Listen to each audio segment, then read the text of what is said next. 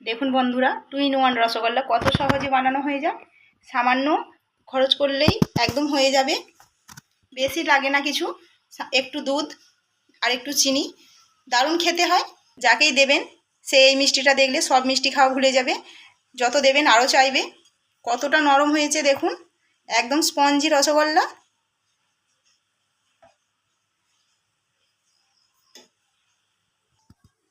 এতটাই নরম যে মুখে দিলেই মিলিয়ে যাবে। ছানার যেহেতু বুঝতেই পাচ্ছেন, গরম গরম রসগোল্লা এভাবে একসঙ্গে সবগুলোই খাওয়া হয়ে যাবে। রেসিপিটা কেমন হয়েছে তাহলে জানাবেন, আর আমার ভিডিওগুলো ফলো করবেন প্লিজ। নমস্কার বন্ধুরা, তৃষা কিচেন উইথ ব্লগ চ্যানেলে আপনাদের অনেক অনেক স্বাগত জানাই। আজ আমি দারুণ স্বাদের 2 in 1 রসগোল্লা বানাবো। তার জন্য পুরো ভিডিওটা দেখার অনুরোধ রইল। এখানে আমি 1.5 লিটার দুধ নিয়েছি, সেটা ছেঁকে নিচ্ছি একটা ছাঁকনি দিয়ে। একদম খাঁটি দুধ, গরুর দুধ। দুধটাকে প্রথমে আমি ভালো করে ফুটিয়ে জাল করে নেব। দুধটাকে আমি ভালো করে জাল করে নিয়ে ফুটিয়ে নেব। আমি এখানে দেখুন একটা বড় সাইজের লেবু কেটে রস বার করে নিয়েছি, ভালো করে নিংড়ে তাতে আমি 2 চামচের মতো জল দিয়েছি। আমি লেবুর রস দিয়ে ছানাটা কাটাবো, আপনারা ভিনিগার অথবা টক দই দিয়েও কাটাতে পারেন। আর একটা কথা বলে রাখি বন্ধুরা, ছানা কাটালে যে জলটা বেরোয় সেই জলটা ভালো করে সংরক্ষণ করে ফ্রিজে রেখে দেবেন। তা থেকেও ভালো ছানা কাটানো যায়। মিষ্টি দোকানে ওভাবেই ছানা কাটানো হয়। দুধটা খুব ভালো হয়ে ফুটে গেছে। এবার আমি একটু একটু করে লেবুর রস দেবো আর ছানাটা কাটিয়ে নেব।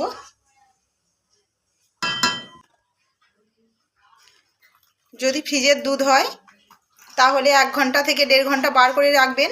নর্মাল টেম্পারেচারে এলে তারপর ছানাটা কাটাবেন, তাহলে ছানাটা শক্ত হবে না, নয়তো শক্ত হয়ে যেতে পারে সঙ্গে সঙ্গে কাটালে। ফ্রিজ থেকে বার করে সঙ্গে সঙ্গে দুধ দিয়ে কাটালে ছানা শক্ত হয়ে যায়। ছানাটা খুব সুন্দর হয়ে রেডি হয়ে গেছে।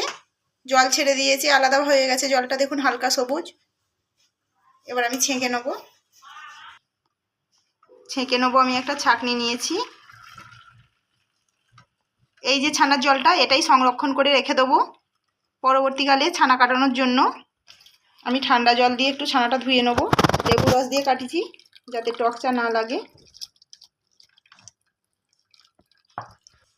আমি একটা পরিষ্কার কাপড়ে ছানাটা একটুখানি জলটা ঝরিয়ে নেব। ঝুলিয়ে রাখবো না, এভাবে হাত দিয়ে পাকিয়ে পাকিয়েই ঝরিয়ে নেব।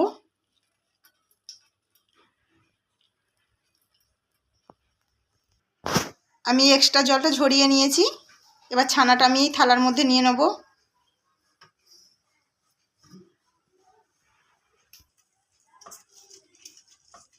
ছানাটা কতটা নরম হয়েছে দেখুন।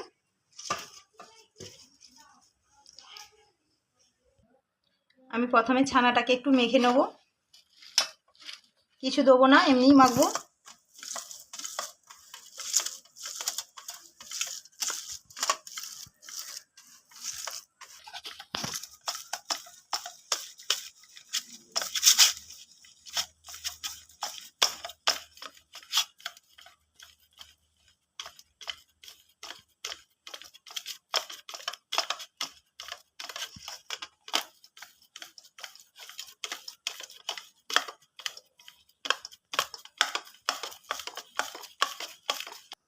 ছানাটা আমি 2 মিনিটের মতো মেখে নিয়েছি।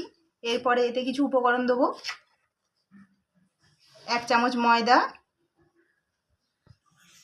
1 চামচ গুঁড়ো দুধ,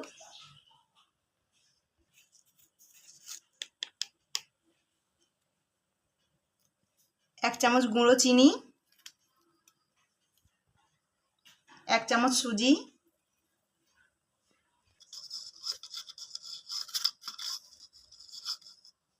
আর দেবো 1/2 চামচ বেকিং পাউডার।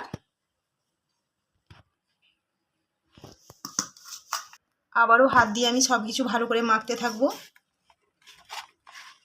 বেশ খানিকক্ষণ ধরে এবার মাখতে হবে।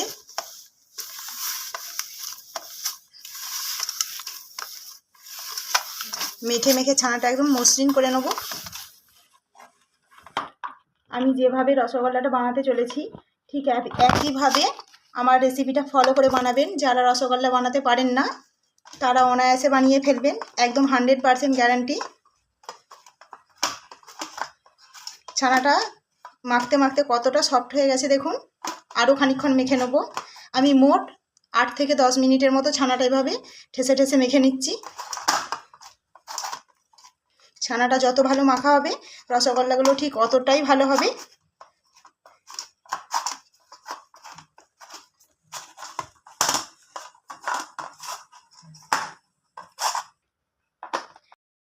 ছানাটা আমার মাখা হয়ে গেছে, কতটা মসৃণ করে ঠেসে নিয়েছি দেখুন, একটুও কিন্তু দানা ভাব নেই।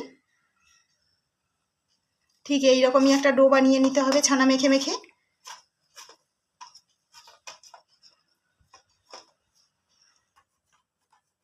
ছানাটা আমি দুটো ভাগে ভাগ করে নেব সমানভাবে।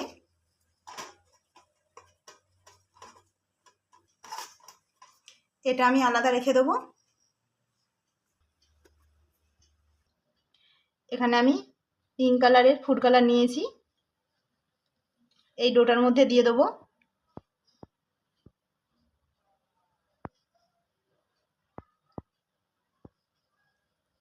দু ফোঁটা দিয়েছি, মেখে নেবো ভালো করে ছানাটা।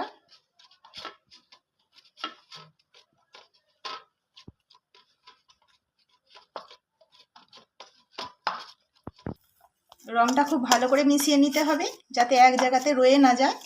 আমি খুব ভালো করে মিশিয়ে নেবো যাতে সমানভাবে চারিয়ে যায়। কত সুন্দর দেখতে লাগছে দেখুন, একদম আইসক্রিমের মতো। কালারটা দেখলেই মনে হয় জিভে জল চলে আসছে। এটা খুব ভালো করে মাখানো হয়ে গেছে, কোথাও কম বেশি নেই। এবার দুটো ডো থেকে আমি অল্প অল্প লেচি কেটে নেব হাত দিয়ে।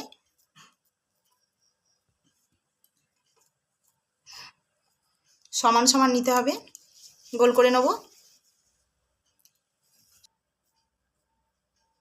এবার দুটো একসঙ্গে জয়েন করে নিয়ে গোল করে নিতে হবে।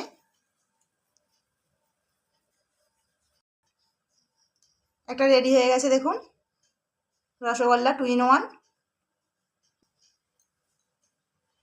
দেখুন রেডি হয়ে গেছে, কতটা সুন্দর লেগেছে খালি দেখুন। এখনই মনে হচ্ছে মুখে পুড়ে দিই, দেখতে খুব সুন্দর লাগছে। একটা রেডি হয়ে গেল,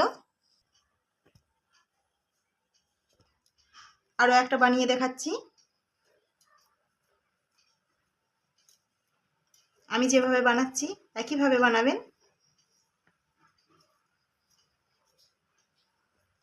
আবারও গোল করে নেব।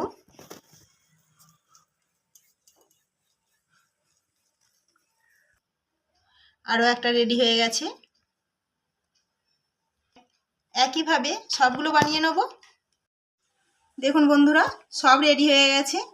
দেখতে লাগছে শুধু দেখুন, চোখ ফেরানো যাচ্ছে না, এতটাই সুন্দর লাগছে। দেখলে মনে হবে আর খাবো না, সাজিয়ে রেখে দিই।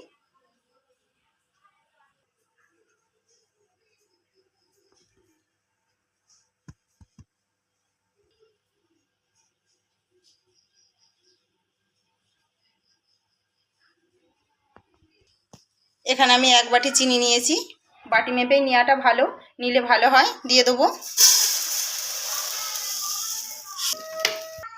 1 বাটি চিনির জন্য এখানে আমি 2.5 বাটি জল দেবো, আর হাফ বাটি লাগবে। রসগোল্লার রস একটু পাতলা হয়। আমি দুটো ছোট এলাচের মুখ ফাটিয়ে নিয়েছি, দিয়ে দেবো শিরার মধ্যে। ভালো হয়ে ফুটে গেছে চিনির শিরাটা। এবার আমি রসগোল্লাগুলো দিয়ে দেবো।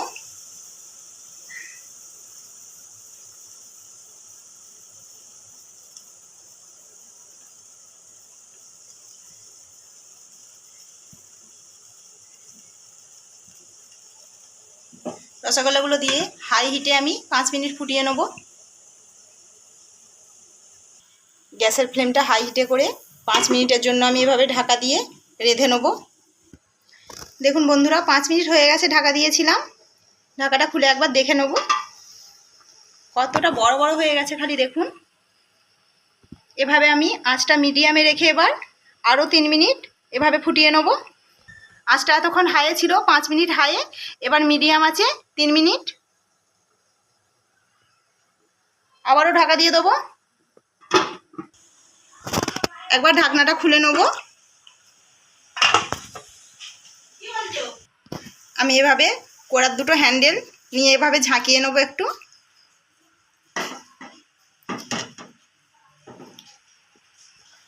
তিন মিনিট আমার মিডিয়াম আছে ফোটানো হয়ে গেছে, গ্যাসটা আমি অফ করে দিয়েছি। বন্ধুরা, মিষ্টিগুলো সাইজ দেখে বুঝতেই পাচ্ছেন কতটা স্পঞ্জি হবে আর কত বড় বড় হয়ে গেছে ফুলে, দেখেছেন। একটা প্লেট নিয়েছি, প্লেটের মধ্যে সব মিষ্টি তুলে নেব।